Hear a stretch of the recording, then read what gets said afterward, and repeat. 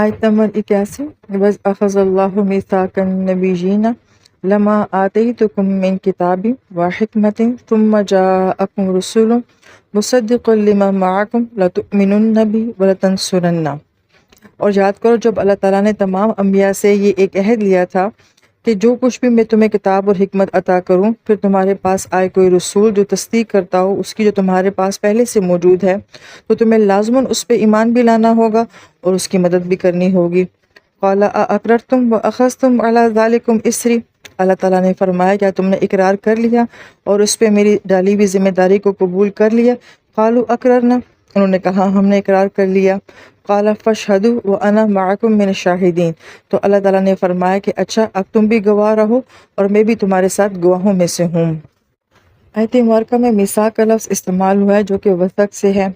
عربی زبان میں کہا جاتا ہے کہ ایسی زمین جس کا گھاس بہت زیادہ گھنا ہو اور جانور اگر اس کو چر جائیں اور سیزن ایون گزر بھی جائے اور اس کے باوجود بھی اس زمین کے اوپر کافی گھاس ہو بلکہ امید سے زیادہ گھاس ہو، تو ایسی زمین کو ارض الوسیقہ کہا جاتا ہے۔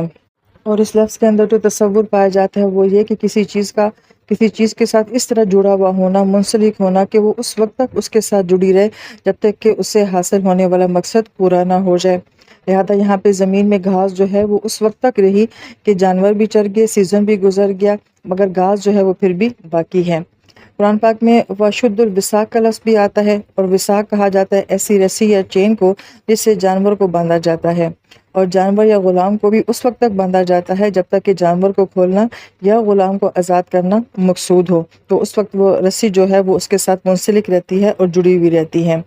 تو یہ لفظ جو ہے مضبوطی سے باندھنے کے لیے بھی استعمال ہوتا ہے۔ تو آیت مبارکہ میں میثاق جو ہے وہ ایسے وعدے کو کہا جا رہا ہے جو اللہ تعالیٰ نے بڑی مضبوطی کے ساتھ لیا تھا۔ اب یہ کون سا میثاق تھا؟ تو اس کے بارے میں ایک قول تو یہ ملتا ہے کہ الست بربکم کا میثاق جو اللہ تعالیٰ نے تمام روحوں سے لیا تھا، کیا میں تم سب کا رب نہیں ہوں؟ اس سے یہ میثاق مراد ہے۔ دوسرا قول بیان کیا جاتا ہے کہ یہ اہل کتاب سے لیا گیا تھا، یعنی کہ ان کے علماء سے لیا گیا تھا کہ تمہیں جو علم اور کتاب دی گئی ہے تم اس کو صحیح طریقے سے دوسرے لوگوں تک پہنچا دو گے۔ پھر تیسرا قول یہ بیان کیا جاتا ہے کہ یہ میثاق انبیاء سے لیا گیا تھا۔ اس کے بارے میں بھی دو قول آتے ہیں کہ ان سے کس چیز کا میثاق لیا گیا تھا۔ ایک قول کے مطابق ان سے نبی علیہ السلام کے متعلق میثاق لیا گیا تھا کہ ہر نبی جو ہے وہ نبی علیہ السلام کے بارے میں بشارت دے گا اپنی قوم کو، اور ان کی تمام صفات کے بارے میں اپنی امت کو جو ہے وہ آگاہ کرے گا۔ دوسرا یہ کہا جاتا ہے کہ تمام انبیاء سے اس بات کا عہد لیا گیا تھا کہ ہر نبی اپنے بعد میں آنے والے نبی کی بشارت بھی دے گا اور اپنے سے پہلے والے نبی کی تصدیق بھی کرے گا، اور یہ بات اپنی امت سے بھی کروائے گا۔ آیت مبارکہ میں کتاب کا بھی ذکر کیا گیا ہے اور حکمت کا بھی ذکر کیا گیا ہے۔ یہاں سے بعض علماء کرام کا یہ قول ہمیں ملتا ہے کہ ہم جانتے ہیں کہ کتابیں تو صرف 4 ہیں، مگر قرآن یہ کہتا ہے کہ ہمیں ہر نبی کو کتاب بھی دی اور پھر ہم نے حکمت بھی دی۔ تو اس ضمن وہ یہ فرماتے ہیں کہ ہو سکتا ہے کہ 4 کتابیں جو مشہور جن کے بارے میں ہم جانتے ہیں، اس کے علاوہ باقی انبیاء کو جو ہے وہ صحیفے دیے گئے ہوں، جیسے کہ ابراہیم علیہ السلام کے صحیفوں کے بارے میں بھی آخری پارے میں ہمیں اللہ کا قول ملتا ہے۔ لہٰذا ہو سکتا ہے کہ ان صحیفوں میں یا پھر حکمت کے ذریعے انبیاء علیہ السلام کو جو ہے وہ سارا علم دے دیا گیا ہو۔ لہٰذا کتابیں 4 ہیں، اور اس کے علاوہ باقی انبیاء علیہ السلام کے پاس ان کے صحیفے ہوتے تھے یا پھر حکمت کے ذریعے ان کو سارا علم دیا جاتا تھا۔ اس آیت مبارکہ کے آغاز میں جو ہے وہ نبیین کا ذکر کیا گیا ہے اور بعد میں جو ہے وہ رسول کا ذکر کیا گیا ہے۔ تو بعض علماء کرام یہ فرماتے ہیں کہ نبی اور رسول میں فرق ہوتا ہے۔ لہٰذا نبی وہ ہوتے ہیں کہ جن کے پاس ضروری نہیں کہ کوئی کتاب ہی ہو اور ان کی زندگی میں کوئی مشکلات بھی ہوں، بس وہ اپنے سے پہلے والے نبی کی تعلیمات کے اوپر ہی چلتے رہتے ہیں اور اپنی قوم کو دعوت دیتے رہتے ہیں۔ جیسے کہ یوسف علیہ السلام کا معاملہ ہے، ان کی اپنی فیملی میں ان کے خلاف سازش کی تھی، لیکن ہم یہ دیکھتے ہیں کہ ان کی زندگی میں کوئی ایسا بڑا دشمن نہیں تھا اور انہیں کسی خاص قوم کی طرف نہیں بھیجا گیا تھا، اور وہ یعقوب علیہ السلام اور اپنے سے پہلے والے انبیاء کی تعلیمات کو فالو کرتے تھے۔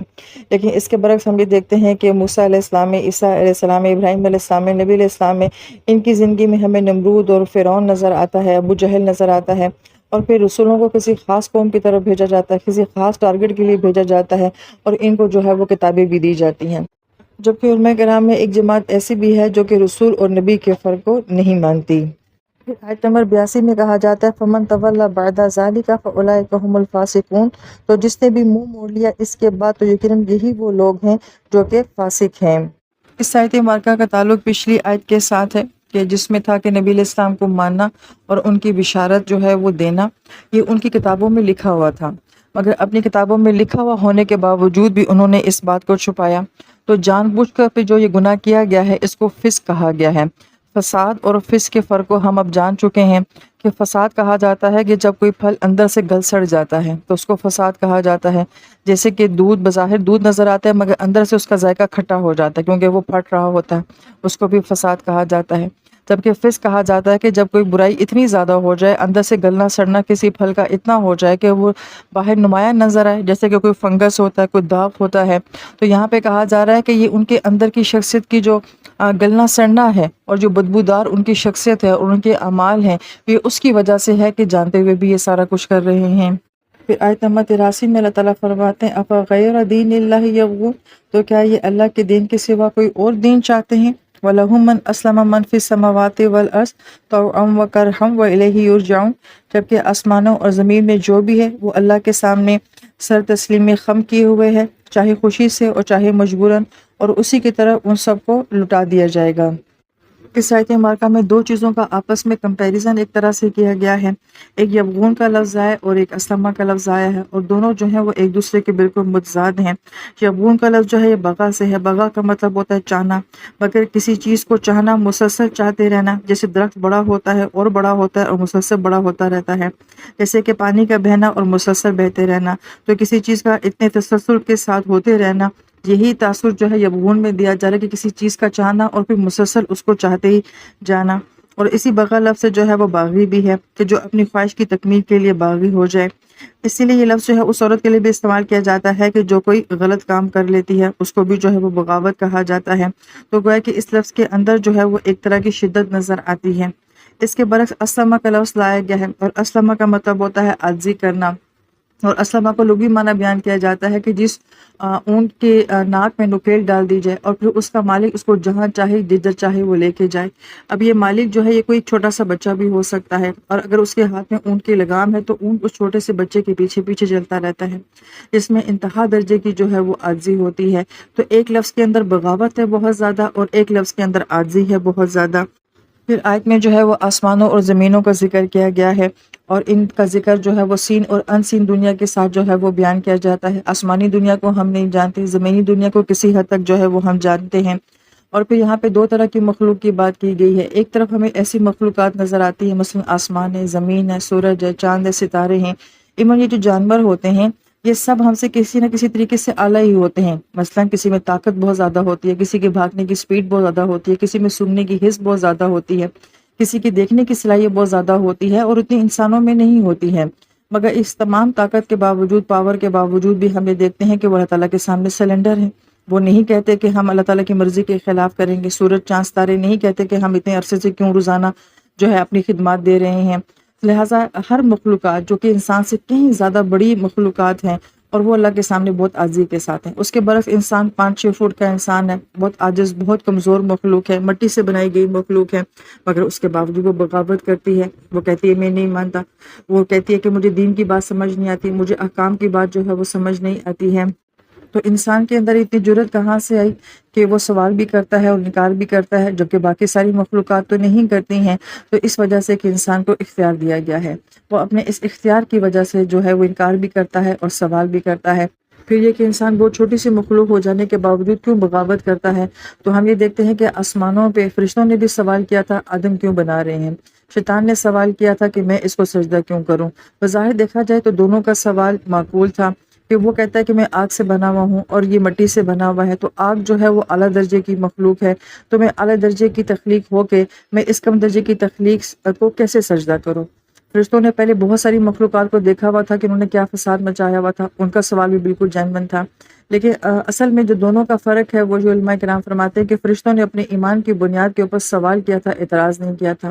لہذا جب انہیں جواب ملتا ہے، دلیل ملتی ہے تو وہ سمجھ جاتے ہیں اور اطاعت کرتے ہیں۔ لیکن شیطان کو جب جواب دیا گیا تو اس نے اس جواب کو قبول نہیں کیا، لہذا اس کا سوال نہیں تھا، اس کا اعتراض تھا، کیونکہ اعتراض کا کوئی جواب نہیں ہوا کرتا ہے۔ تو یہی رویہ انسان کے اندر ہے۔ اگر تو یہ بے باکی جو ہے، یہ انسان کا سوال کرنا جو ہے، اگر تو یہ صرف جاننے کے لیے ہے تو پھر تو یہ سوال کرنا ٹھیک ہے، لیکن اگر یہ اعتراض ہے اور جاننے کے باوجود بھی اس کو نہیں ماننا ہے تو پھر یہ بغاوت ہے۔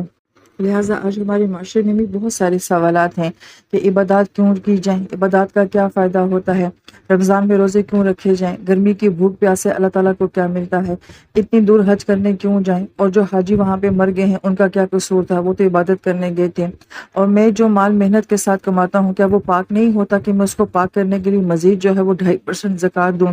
اس طرح کے بہت سارے سوالات کہ حدود اتنی سخت کیوں ہیں، احکام اتنے سخت کیوں ہیں، فلاں چیز حرام کیوں ہے۔ تو اگر تو یہ سب کچھ جاننے کی نیت سے ہے، تو اگر آپ کے پاس ایمان ہے تو ان سوالات کے جواب آپ کو مل جائیں گے، اور انشاءاللہ پھر ہم مطمئن بھی ہو جائیں گے۔ صرف علم حاصل کرنے کی ضرورت ہے، لیکن اگر یہ اشکالات ہیں اور اعتراضات ہیں تو پھر ان کے کوئی جواب نہیں ہے۔